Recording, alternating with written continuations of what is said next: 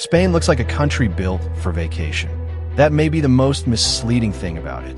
Nearly 100 million international tourists arrived in 2025. Spain is famous for beaches, late dinners, tapas, football, and a lifestyle that seems designed to slow everything down. But behind that relaxed image is a country that manufactures more than 2 million vehicles a year, operates one of Europe's largest high-speed rail networks, gets more than half of its electricity from renewable sources, and once sat at the center of one of the first truly global empires. So how did a country famous for slowing life down become so good at moving people, goods, energy, money, and culture? The answer is geography.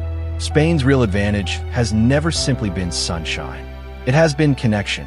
Spain sits where the Atlantic meets the Mediterranean, where Europe faces Africa, and where routes from the Americas once entered the Old World. For centuries, the same pattern has repeated. Connection creates wealth. Connection creates power. And connection creates pressure. You can even see that tension in everyday life. Spain runs on a different clock from much of Northern Europe. Lunch often comes later.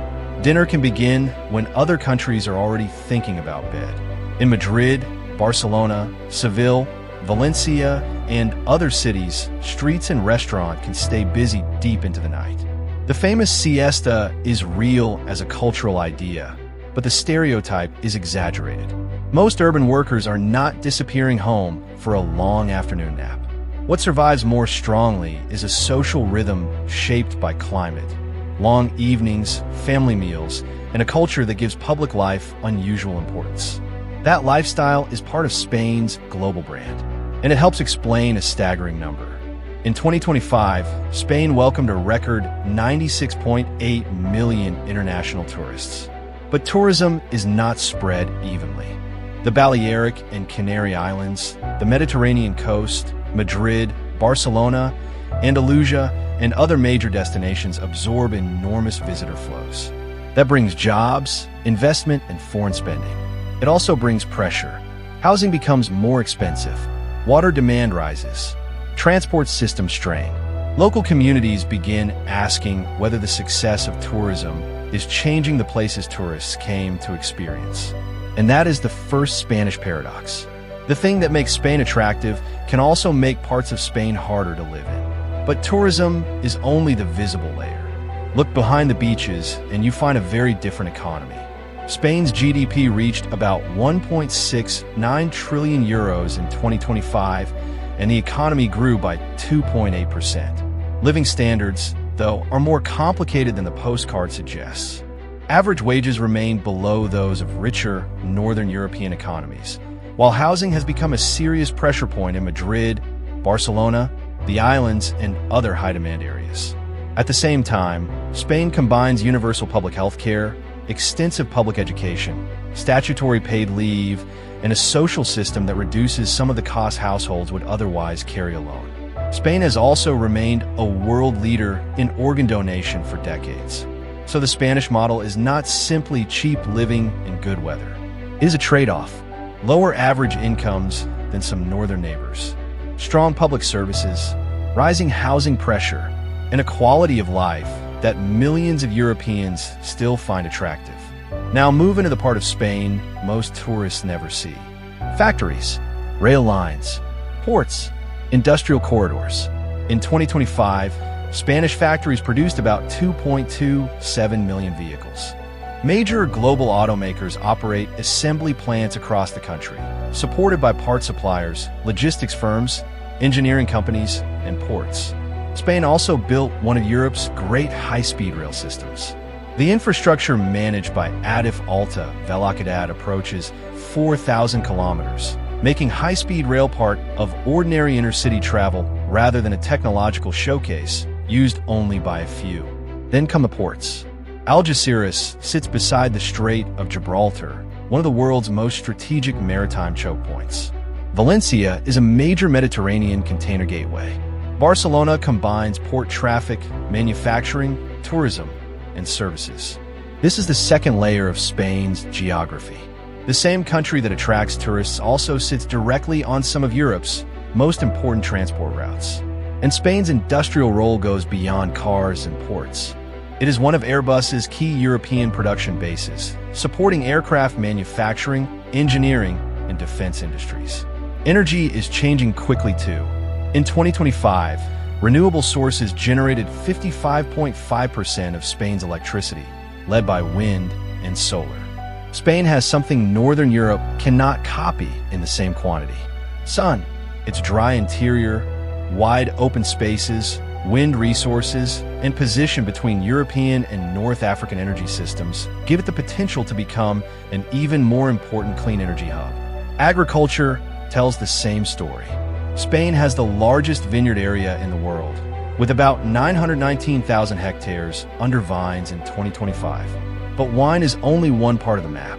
Olive groves dominate huge parts of Andalusia and central Spain. Citrus grows along the Mediterranean coast. Greenhouses around Almeria supply vegetables to European supermarkets through the winter. And Iberico ham comes from a centuries-old agricultural system built around Iberian pigs, oak woodland, and acorns. This is not simply farming. It is climate turned into export power.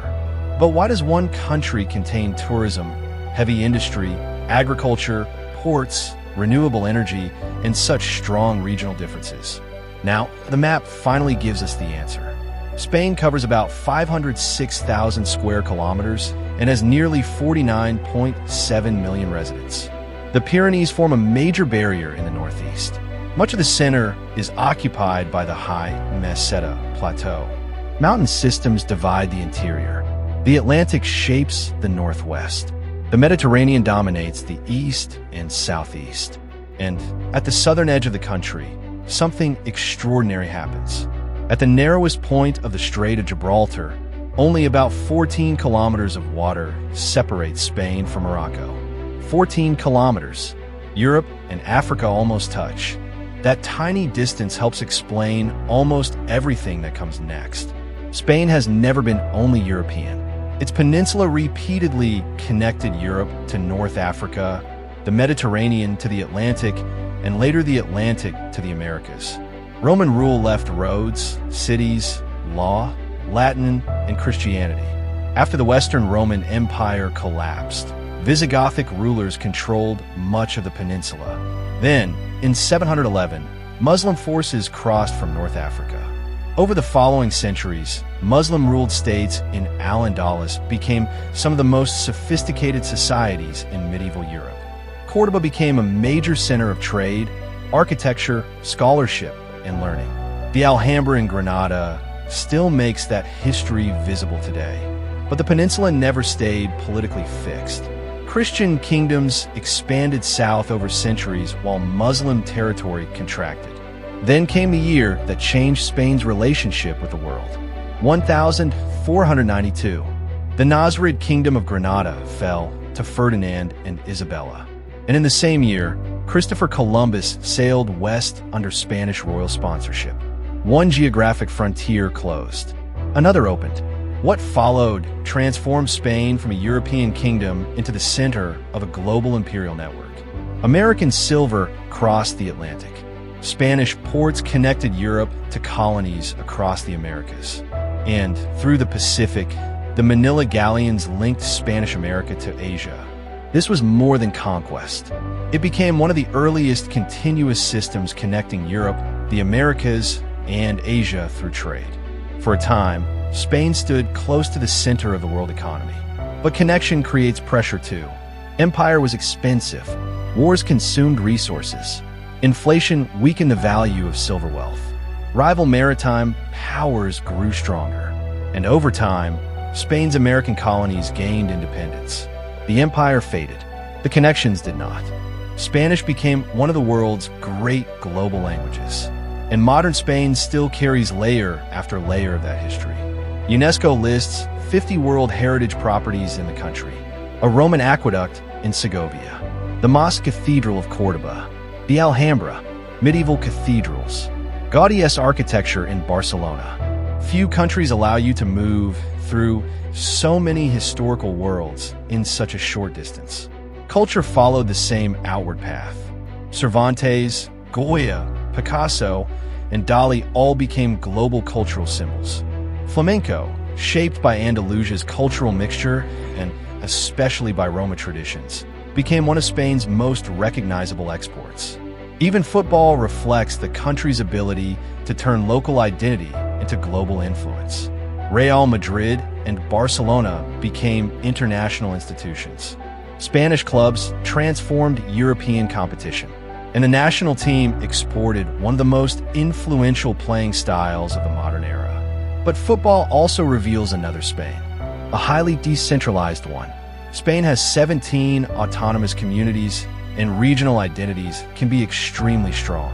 Catalonia, the Basque Country, Galicia, Andalusia, and other regions are not interchangeable. Some have co-official languages. Some have powerful nationalist movements. The Spanish state is unified. Identity is layered.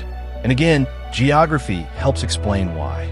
Mountains, old kingdoms, different languages, different trade routes, and centuries of uneven political integration created a country that has always had to manage diversity rather than erase it. That may be the most important thing hidden behind Spain's relaxed image. Spain is not powerful because it is uniform. It became influential because different regions were repeatedly connected into larger systems. The Mediterranean connected Spain to ancient civilizations. The Atlantic connected Spain to empire. Europe connected Spain to modern industry. And today, tourism, trade, migration, infrastructure, energy, food, and culture continue pulling the country outward. That same openness creates the next challenge. Housing is expensive in successful cities. Tourism can overwhelm local communities. Southern and eastern regions face water stress. Climate change is making heat and drought more severe. Regional tensions have not disappeared. And productivity must keep rising if Spain wants living standards to converge further with Europe's richest economies. So the real Spanish story is not sun, beaches, and slow living. Those things are real, but they're the surface. Underneath them is a country whose history has been shaped again and again by one geographic fact. Spain sits at a crossroads. Spain once connected continents through empire. Today it connects them through trade, tourism, infrastructure, energy, migration, and culture. That is a very different kind of power, and perhaps a more durable one. The question is whether Spain can keep turning connection into prosperity without allowing the pressures of success to overwhelm the places and people that make the country attractive in the first place. Do you think Spain's relaxed image hides how strategically important the country really is? If you enjoy seeing the logic behind countries, economies, history, and geography, subscribe to Geologic.